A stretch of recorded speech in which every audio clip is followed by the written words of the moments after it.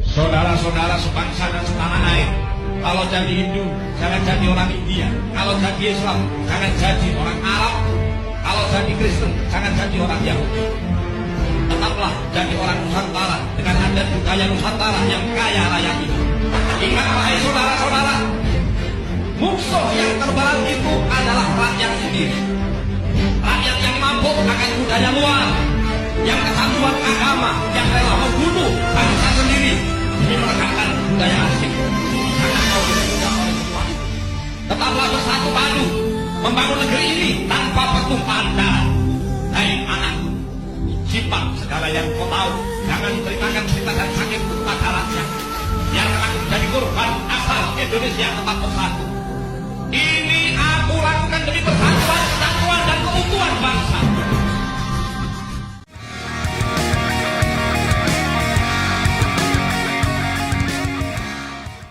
Selamat pagi, telah kita saksikan bersama yaitu pidato Bung Karno yang sangat sakral. Menurut Pak Git ini adalah sangat sakral ya. Nah, dalam hal ini beliau itu menyinggung soal kalau jadi Hindu jangan jadi orang India, kalau jadi Islam jangan jadi orang Arab, nah, dan sebagainya lah, dan bla bla bla. Ini sangatlah penting bagi kita. Gunanya apa? Gunanya untuk mempertahankan jati diri bangsa. Jadi bangsa kita ini ya mau nggak mau ya yang ada itu sudah ada, yang sudah kejadian lah, kita tidak akan bisa ulang kembali, itu sudah terjajah katakanlah dalam hal ini oleh agama-agama impor yang disebutkan tadi ya. Walau kita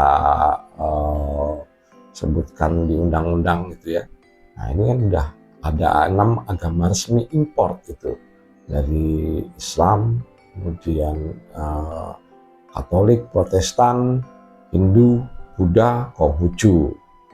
Nah, kemudian kalau sekarang kayaknya itu boleh gitu ya disebut dengan kepercayaan. Jadi agama nenek moyang kita yang asli itu hanya disebut kepercayaan gitu. Padahal ini dulu zaman dulu banget gitu ya. Ini nuansanya keras sekali, tapi sudah tergeser ya mau tidak mau dengan penyebaran agama dari impor. Dan disebutkan juga gitu, musuh terberat bagi kita itu adalah musuh dari bangsa sendiri. Musuh yang bagaimana disebutkan juga oleh Bung Karno. Musuh yang mabuk dengan budaya luar ya. Musuh yang mabuk dengan agama. Ini memang sangat berat teman-teman. Yang pada saat itu memang pada zaman saat Bung Karno ini sudah ada, tapi belum seperti sekarang gitu. Kalau sekarang itu udah muncul, kemudian ya kita lihat sendirilah, yang paling besar aja lah kita konteksnya agama Islam gitu ya. Islam dan Islam ini banyak perbedaan pendapat, tapi yang melahirkan itu ini bid'ah. Kalau yang tidak dibawa dari Arab, dari Nabi, bid'ah. Ini ajaran ini sebetulnya yang berbahaya. Itu yang dimaksudkan Bung Karno ya, dalam hal ini untuk persatuan dan kesatuan bangsa. Karena dengan perbedaan pendapat ini, Islam dengan Islam ini sudah dicontohkan lah pada zaman Ali bin Abi Thalib dan Bani Umayyah ini ya. Itu saling mengkafirkan dan saling bunuh-bunuhan. Itu yang diharapkan oleh Bung Karno, jangan sampai terjadi hal seperti ini. Ini karena apa ya? Karena kita sudah tidak punya jati diri sebagai bangsa Indonesia yang sejati. Indonesia itu berasal dari bahasa Yunani yang berasal dari kata Indo dan Mesos gitu. Indo ini berarti India, Mesos ini berarti kepulauan. Jadi kepulauan India. Asal-usul nama Indonesia itu pertama kali muncul ya, itu di tahun 1850 ya. Itu di mass media atau surat kabar yang ada di Singapura. Nah, diterbitkan itu di surat kabar yang bernama The Journal of Indian Archipelago and Eastern Asia. Nah, ini baru pertama kali muncul tuh di situ. Dan penamaan ini itu yang melakukan atau menamai itu adalah orang-orang Inggris. Ada 2 orang Inggris dalam hal ini, James Richardson dan George Samuel. Karena pada saat itu Inggris itu ya, ini untuk membedakannya, dulu kan Hindia Belanda ya, mirip dengan India gitu ya, mirip dengan jajahan Inggris yang ada di India. Jadi India, kemudian ini Indonesia, dari kata Indus dan Nesos gitu. Nah, mereka membuat istilah ini supaya untuk membedakan dengan India. India, yang satu India, yang satu Indonesia. Gitu teman-teman. Sebetulnya nama asli kita adalah, itu dulu sebelum terkenal dengan Indonesia, itu adalah Nusantara. Nah, ini berasal dari kata bahasa Jawa kuno yang artinya itu adalah Nusa, itu kepulauan, dan antara ya. Ini istilahnya ada antara pulau-pulau gitu, atau di pulau-pulau antara ya, seperti itulah gitu. Jadi banyak pulau-pulau lah diantaranya, ya, seperti itu.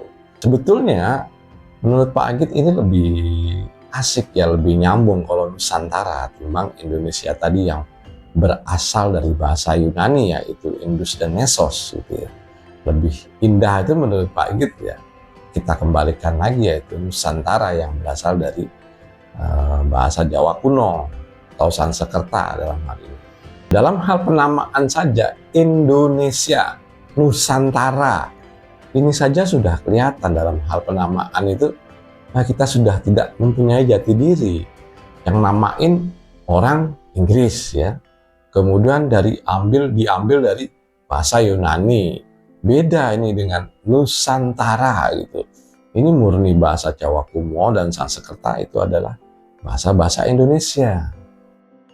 Kalau kita lihat dari segi agama, yang tertera 6 agama yang istilahnya disetujui oleh negara, yaitu memang agama impor. Tapi tidak mau itu sudah terjadi ya teman-teman. Kita tidak bisa membalikkan lagi ke agama-agama Nusantara dulu yang kita pun nggak tahu itu ada tulisannya atau ada kitabnya atau tidak. Itu kita susah, paling kita hanya membaca dari prasasti gitu ya. Nah, itu paling terlihat dari situ. Ya, makanya Bung Karno itu menyatakan kalau jadi orang Hindu jangan jadi orang India. Dan ini berhasil dilakukan ya. Berhasil dilakukan, yang artinya Hindu terbesar di Indonesia itu adalah di Pulau Dewata atau Pulau Bali ya. Itu masih kental sekali dengan budaya-budaya leluhur yang kalau kita bandingkan dengan Hindu di mana namanya? Hindu di India, ini beda sekali gitu. Dari tempat pemujaannya gitu ya, pura, di sana kan kuil gitu yang ada dewa-dewa gitu, patung-patung dewa. Di sini kalau Pak Agit lihat ya, pura ya kosong-kosong aja gitu, nggak begitu banyak. Memang ada banyak patung, tapi kalau di pura Pak Agit lihat sih nggak ada patung ya, cuman ya dengan konstruksi Nusantara tentunya. Beda lah bentuknya itu, beda, masih Nusantara banget gitu. Makanya kalau Pak Agit lihat, Bali ini masih memegang yang namanya budaya Nusantara. Dan Bali pun kalau di luar sana, bahkan di Eropa katakan, dan di dunia, ini lebih ngetop namanya timbang Indonesia. Banyak itu kalau kita lihat orang-orang luar negeri gitu, kalau ditanya Indonesia mereka tidak tahu. Tapi kalau ditanya Bali, mereka tahu. Kenapa ya? Karena budaya Nusantara itu masih ada di situ. Yang artinya jati diri bangsanya itu masih kental di Bali. Kalau sudah masuk ke Pulau Jawa yang seperti dibilang Bung Karno yang pesan waktu itu, kalau jadi Islam jangan jadi Arab. Nah, ini bermasalah, jujur ya. Kalau udah masuk ke Islam ini bermasalah. Yang artinya Islam yang dulu yang peninggalan Nusantara zaman Wali Songo itu kan ya, Islamnya mengadakan selamatan. Kemudian istilahnya apa kalau misalnya itu mandi kembang tuh ya, misalnya kalau mau nikah pakai mandi kembang, terus selamatan saat mendapatkan motor baru, kendaraan baru, itu mandi kembang. Terus kemudian ada acara tahlilan, kenduri, termasuk skatenan, sahadatain. Ini adalah peninggalan Nusantara, budaya Nusantara yang menurut Pak Agit jangan ditinggalkan. Walaupun kita beragama impor gitu, tapi Nusantaranya ini jangan sampai hilang gitu loh. Yang banyak dikatakan oleh yang Islam gelombang entah keberapa lah yang akhir-akhir menurut Pak Agit, ini membid'ahkan dan menyalahkan budaya itu bercampur dengan agama.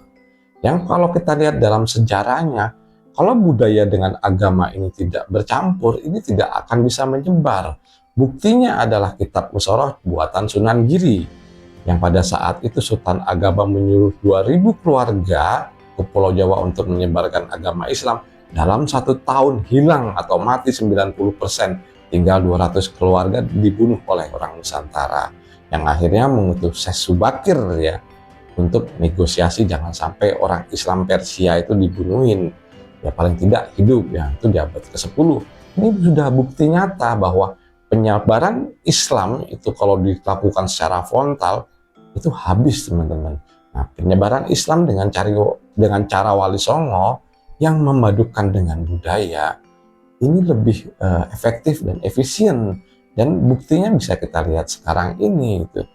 Islam katakanlah di sini yang masih menjaga itu adalah NU.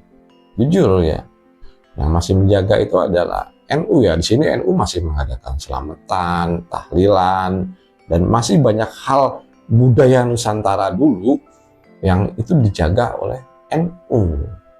Kalau kita melihat pernyataan Snuk Hargrunya ini adalah seorang ahli agama Islam, tapi sebetulnya dia disuruh oleh Belanda belajar di Arab sana selama puluhan tahun untuk masuk ke Indonesia supaya ada bisa menyusup lah seperti itu, dan memang menyusup dan mempelajari Islam yang sebenarnya.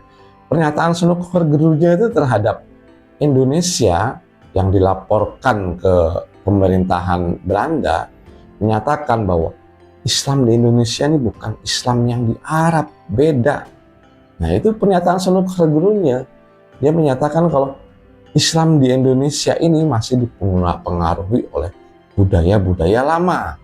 Nah ini yang sebetulnya harus dipertahankan, yang seperti pernyataan Bung Karno itu.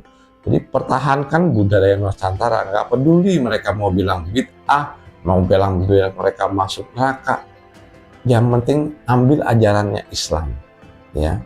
Terus jalankan tetap budaya yang ada. Yang menurut Pak Agit ini Indonesia itu terlalu kaya dengan budaya. Tapi ya mau tidak mau saat ini kita sudah tidak menjadi bangsa kita yang dulu. Ya mau dibilang apa lagi? Ya mempertahankannya ya cuma itu dengan perkataan yang dinyatakan oleh Bung Karno ya. Terutama dalam hal ini ya yang Pak Agit senggol adalah Islam, karena mayoritas penduduk Indonesia itu Islam. Jagalah kebudayaan Indonesia ini supaya tidak tergeser murni oleh kebudayaan yang dari Arab sana. Baik teman-teman, demikianlah terminologi yang Pak Agit buat gitu ya, dari sejarahnya nama Indonesia, kemudian perkembangan agama yang mempengaruhi Indonesia, bahkan kalau Hindu masuk itu di abad 1 Masehi dia sudah masuk gitu ya, kemudian berkembang di abad ke-4 hingga abad ke-10 gitu ya. Nah itu berkembang seperti itu. Tapi Hindu di Bali yang kita lihat itu terjaga kebudayaan Nusantaranya. Salut buat Bali. Dan demikianlah pernyataan Bung Karno yang sangat sakral itu. Artinya kita harus menjaga jati diri sebagai bangsa. Jati diri kita tuh sudah mulai hilang saat ini. Ini yang harus kita pertahankan. Mempertahankannya gimana? Ya seperti yang Bung Karno bilang gitu loh. Kalau jadi Hindu jangan jadi orang India. Kalau jadi Islam jangan jadi orang Arab.